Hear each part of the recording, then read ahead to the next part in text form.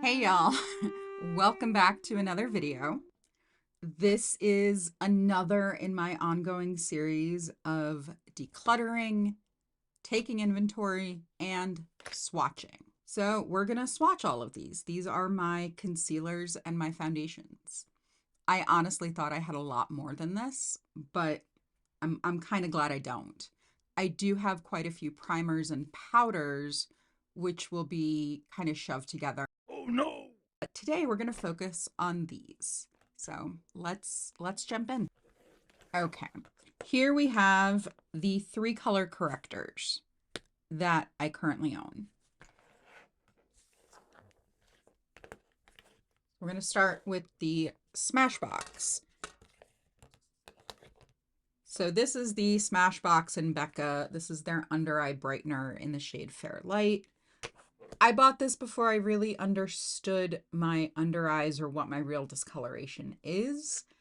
I need more green under my eyes. However, I keep this around because I like the hydration that it gives to my skin. My under eyes specifically, which are horribly dry all the time. If my eyes are really dry and my concealer is sitting funny, dabbing a little bit of this on top of my concealer can make a huge difference.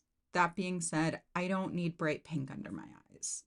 But because it has that castor oil in it, it's very hydrating. And you can see there on my arm, it doesn't work with my skin tone. People being told, "Oh, you should buy this because it'll help correct your under eyes." I don't like that. I don't like this idea that we all have the same issues and you need to do the same thing to your under eyes that I do to mine. That being said, this is going to stick around because it does serve a purpose. Let's talk about this baby from L'Oreal. So this is the Prime Lab 24-hour redness eraser. I've had this for a while. I've used a good amount of it. And I think I'm honestly going to let it go because I have another color corrector that has really jumped to the forefront of what I want and need in a green color corrector. And one of the things I don't need is this little squeeze tube where you get so much product. It's also a ton of product. If you are somebody who flies through green color corrector, then this may be for you. It's not for me. It does have a good amount of green color correcting. It has a bit of a white base to it, so I would be careful if you're darker skinned. That being said, if you use it in a small amount, it does a good job. Yes, Fury agrees with me. It does a good job at correcting redness. It's just not the product for me. So I'm going to let this one go. The one that has come into my life is this color corrector from Exa. This is the High Fidelity Color Corrector, and I believe it's just in the shade green. It's the only one they have. This one has a lot more gray to it, making it more skin tone friendly, which seems counterintuitive, but there's something about the level of green in this that works for pale skin that I can't explain it. Looking at the side by side of the L'Oreal is also much more streaky and it just doesn't pack the same elegance that the Exa color corrector does. So I'm going to let go of the L'Oreal, hang on to the Exa and the Smashbox. Next up are foundations. This is all I have with the exception of my Salt New York Sneaky Balm, which I swatched in my Salt New York video. Let's go ahead and swatch these. I'm going to go like oldest to newest just to see where things have evolved. This is the Urban Decay Stay Naked Hydromaniac Tinted Glow Hydrator. I've had this for a while. I've had this for over a year. I bought it just before I went to a friend's wedding last summer in 2022, not 2023.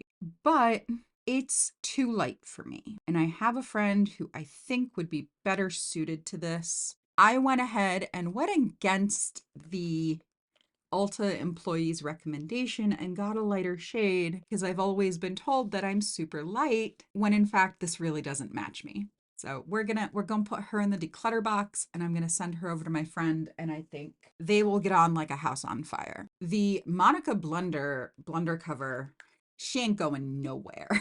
This is, of all of my coverage products, one of my favorites. You see how that's just, and it's my arm, not my face, that we're swatching things on. So we have to take tone and color with a grain of salt. The Monica Blunder is a much better undertone match, even for my arm, than it is for my face, than the Urban Decay. The Urban Decay is starting to oxidize just a touch, but it's still lighter than I would like it. This one, however, I adore.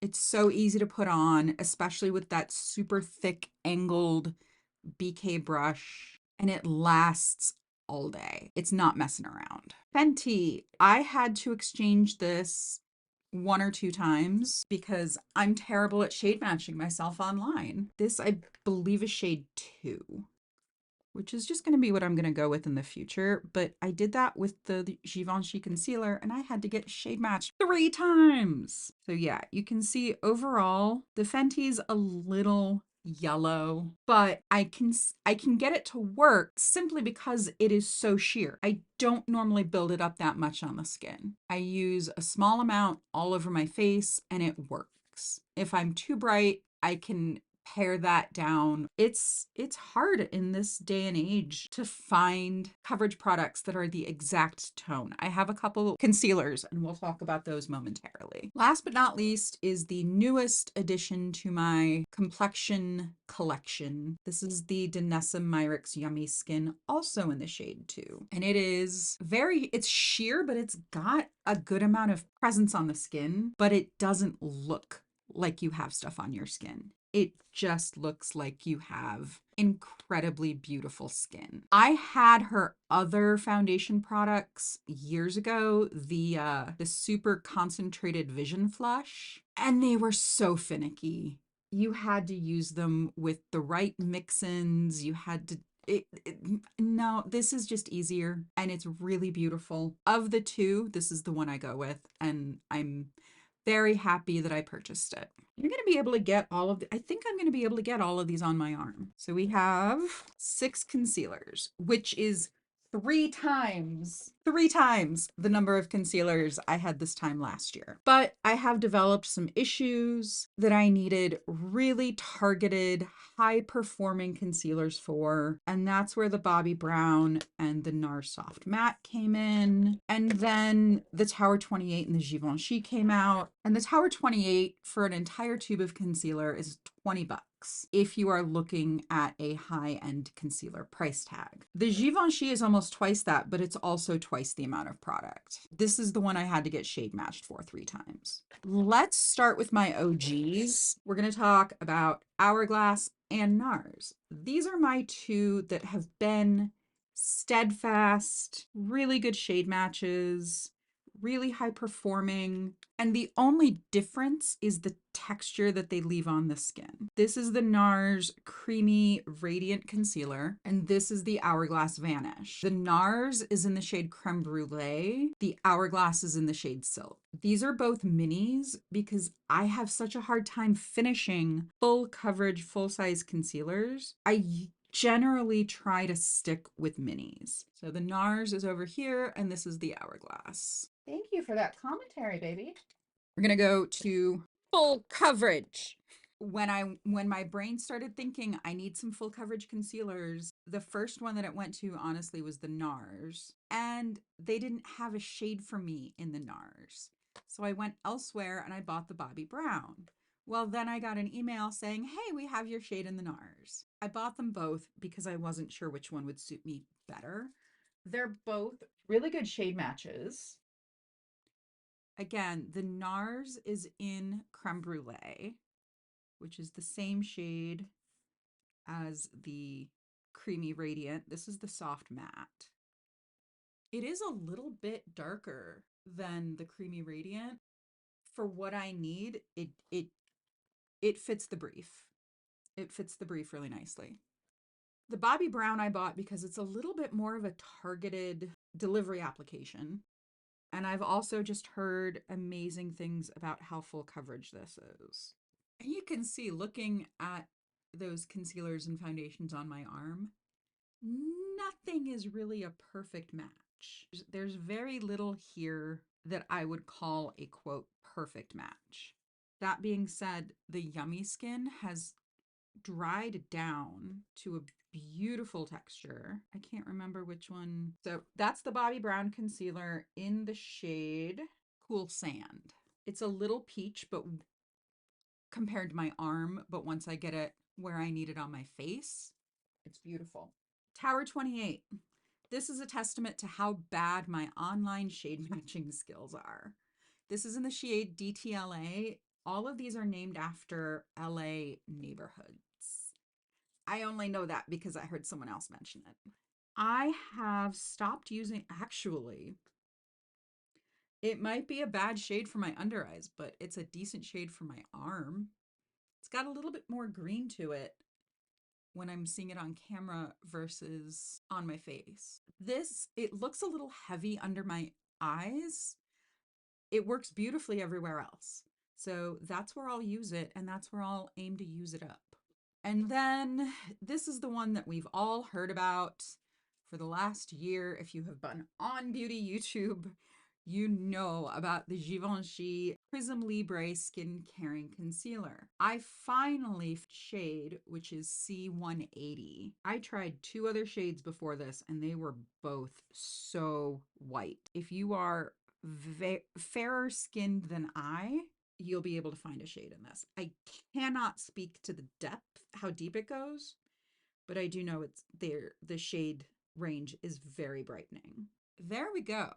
Those are all of my complexion and color correctors. I think I've learned that no brand is consistent. Even the NARS Soft Matte Concealer is different from the NARS Creamy Radiant Concealer.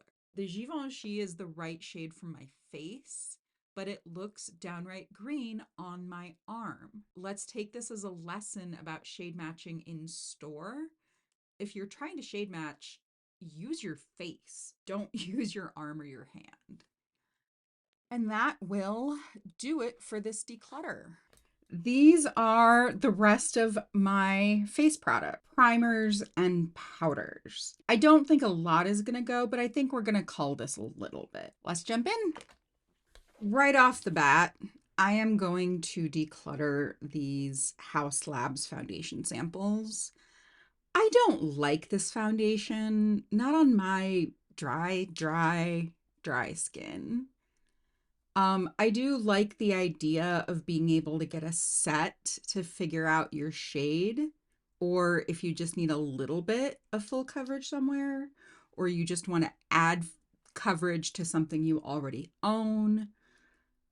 But I don't like or need or want to keep these around. They're just tiny and they get in the way. All right, let's tackle primers. I have a lot of primers. I'm a primer girl. I like them, you know, and I have a variety of different primers here that we will talk about. So this is from Touch in Sol. This is the Glassy Skin Primer. It's a lovely, creamy version of a glass skin primer. This doesn't have any color correction. It just has this lovely creaminess. And even after it's rubbed into the skin, it leaves it really beautifully hydrated. And depending on the makeup you're putting on top of it, it can either be really nice and reflective or it can get sludgy. It's one of those that doesn't necessarily work with everything. When my skin is super parched, this comes in clutch. I have no qualms about hanging on to it and using it up and then reusing this container. I have the bottom of one of these that I use to mix my eyebrow dye in. They're just very handy. This is the RMS Beauty Re-Evolve Radiance Locking Primer. This is nice. It's nice and blurring. I actually have it on the back of my hand right now because I thought it might tone down some of these scratches from my cats. I like it so far, but I don't know if I'm in love with it, and I don't know if it's something I would repurchase. However, I'm that much into it, so I don't know how well I've really gotten to know it, how to use it to its optimal performance. But I am going to keep it. I'm looking in here and I'm honestly not sure I'm going to declutter any of my primers. The Ciate Dewy Skin. Again, glow central, but this also has a really nice amount of tack to it. So if you're somebody who likes a gripping primer, this has a really smoothing silicone finish and just a lovely amount of glow. Oh, Surratt, I wish I understood you. I really do. I have several Surratt products. And I don't know if I'm just not the right customer or I'm not using them correctly. This is their face primer. You'd think it would be, it's just a nice, thin, hydrating cream. It doesn't have much of a presence other than just being hydrating. I feel like I could throw this on when I'm not wearing any other makeup and it would give my skin a really beautiful finish. And maybe that's what I'll do. I'll have to move this to my skincare drawer, to my skincare basket, and work to finish it up. That was a mini, so let's talk about some other minis here. So again, this one has washi tape on it, meaning that I've been project panning it for probably 2 to 3 years. And look at how much I have left. I have found multiple ways that this product can help with my makeup. And maybe I'll share some of those. I really like this, and I actually kind of want to buy a new one, a new little one, when I'm done with this. The Rare Beauty Always an Optimist Illuminating Primer. Thank you for making that legible. Oh my goodness. This is pretty. This is very glowy. I compare it to a lighter version of the Auric Glow Lust. And I take this traveling. I don't use it any other time than when I'm home because then I have other glowy primers. It's good to have for travel. And I have been traveling quite a bit and I will continue to be traveling throughout the year. So this will get used up. I have 2 gripping primers here. I have the one from Milk, which is really nice. And again, it's a mini, it's a smaller size, but it's a good product. And for that reason, I'm going to hang on to it. The e.l.f., I have had this for a very long time, and I'm honestly wondering if it might be time to replace it. I need to look up when the Melt collection came out. Yeah, this collection came out in 2021. I think it might be time to replace this guy. I do really like it. I like having it on hand, but I know that e.l.f. is putting this same product in different packaging. And I think I'm going to declutter this and get a new one. It's just time. It's been almost 3 years. Oh, Becca, speaking of one that I've had for a while, let me give this one a good sniff. Oh yeah, no, it smells fine. It smells really good. So this is from Becca. Becca is sadly no longer with us. They have been out of business for some time. But this is the First Light priming filter. Oh my goodness. I forget that I have this and I should really use it more. It is a lavender primer that, like, this does what I think the Surratt is trying to do, where it just gives your skin this glow, where you're standing in that first light of the day, golden hour morning kind of light. I love that it's lavender. It's not gold or bronze. So it works really nicely on fair and lighter toned people. We have another drugstore product here. This is from Wet n Wild. This is their Glass Correct Primer. This, I gotta say, this has a packaging detail that I love. And it is this nice large nozzle that you can get the product out of, but also back into if you accidentally squeeze too much out. Now, as far as color correction, I don't know exactly how much this provides. It gives the skin this beautiful finish. I've already finished one of these tubes. It is only 9/10 of an ounce. Nonetheless, I've already finished a tube of it this year. It does give actually a fair amount of color cancellation. But yeah, this is the second tube that I've bought in less than a year. So I'm going to keep it and we're going to keep on using it because we love her. Last primer to talk about is the Auric Glow Lust in Morganite. I bought this secondhand. I don't know if this is the first iteration of Morganite or the second iteration of Morganite. However, she purty and I am not too pale. So there is a nice thick swatch. This, I swear, it can act as a foundation. Look at what it just did to the back of my hand. Gorgeous, beautiful, stunning. And she more than passes the sniff test. So she's going to stick around. I will say, I wish the packaging wasn't so beefy. I wish this was smaller. I wish it was easier to store. It's chunky. And that is all of my primers. So I think I got rid of one and then a couple small foundations, but getting rid of anything is a win. Powder. So I think I'm gonna get rid of the Glossier. I am a fan of having a loose powder on hand. Loose powder does serve a purpose. I don't tend to love loose powder though. This is the Wowder from Glossier. It's like right square in the middle. As far as like mattifying, setting, it's fine. She's fine. But for somebody with dry skin who has so many other powders, I just don't find myself reaching for this or wanting to reach for it. So for that reason, she's gonna get decluttered. However, my new Prism Libre from Givenchy in Rose Voile is going to stick around. I am still trying to figure out how I like to use her specifically, but I do like it. I do like it.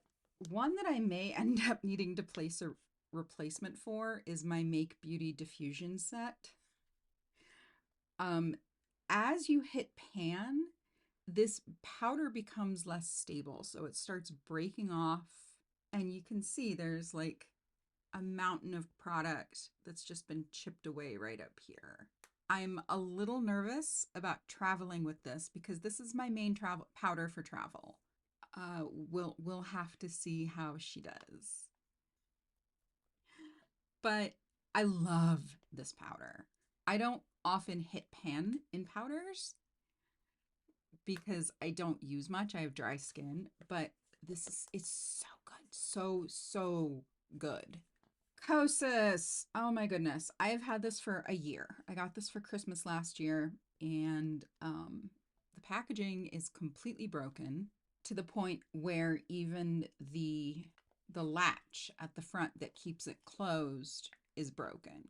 So this could pop open and break at any point. I'm going to use some tape to maybe tape the hinge back in place. And maybe I'll find a way to make some kind of a pull for the top so I can still open it. But with such a beautiful powder and so much, I hate that the packaging is already deteriorating. You know, the packaging is fine. It's not my favorite, and it's certainly not long-term functional. It does wear down after a while. Not great packaging, but the powder inside, oh my goodness, she is lovely. I don't even know if you can see that. It blends right into my skin. Let me swatch the diffusion set also. So you can actually see the diffusion set, whereas the Kosas blends right into the skin. And I have the Kosas in the shade Airy. I have the Make Beauty in, it's the fairest shade, or it's translucent. I forget how much I love this powder. This is from Well People. This is the old name. It's now just called the Super Powder, which thank goodness, because Bio Base Baked Brightener is a mouthful. This powder is so different. It's very thin. It's got more mica in it, so it's got some glow. Like you can barely see it. So yeah, you can't really see the powder. It it does set. It gives your skin this very nice veil of even glow. It's it's useful. It's not a exactly what I know people with oily skin would identify as a setting powder. This is more of a finishing powder. It's more like the Hourglass ambient lighting powders. Speaking of things that are like the Hourglass ambient lighting powders, this is weird, but I think I like it. This is the translucent light reflecting setting powder in the shade Crystal. So it's baked, and you know that because you can hear it. You know, when the product itself is hard, and then you look at it close up and it's got no color to it, but it does indeed reflect some light. And if you've got, I think this is better for people with oily skin who want some glow to their face. That's not a highlight. I don't know that this is the best powder for me. However, we are in the super dry skin season. So we'll see if I reach for this in the next few weeks as the weather changes and gets colder and drier. Last powder. This is from Flower Beauty. I believe they still produce this. They still manufacture it. This is the Jet Set Invisible Powder Spray. This is wackadoodle. I don't understand it, but I love it. It's literally a spray powder in a can. So let me see. So you can definitely see the powder. You can see where it's sprayed. And then as it dries, it's going to mattify, but it's not going to settle into fine lines. That is the actual powder. This is the only powder that I know will set my under eyes without leaving them looking dry, dusty, crepey, awful. I don't know what else to say about it other than I love it. It is a little scary using it the first couple times because you're like, "Oh my God, I'm spraying powder on my face." It gets the job done. It gets the job done and it does it really beautifully.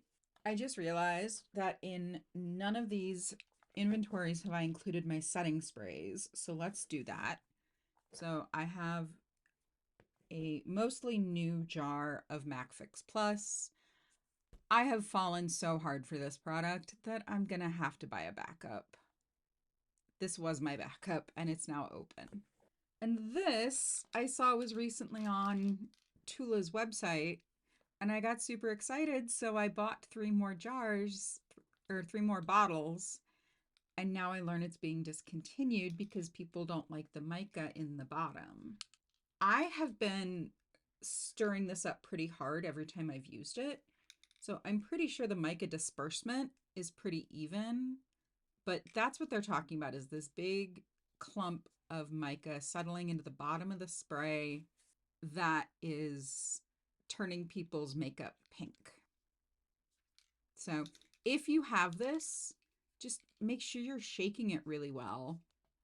Make sure you're giving it a good heavy shake and that all of that iridescence is getting mixed in every time you use it.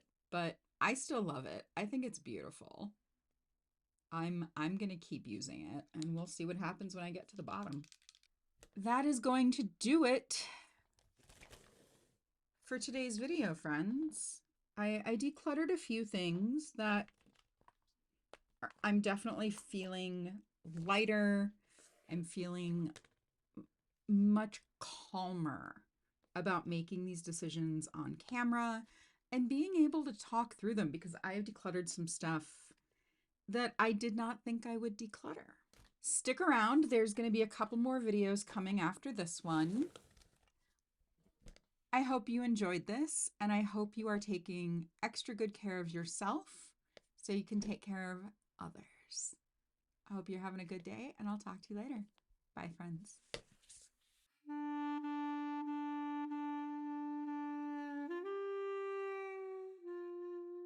Honey, I know. As soon as I sit down to start filming, you are right hot on my tail.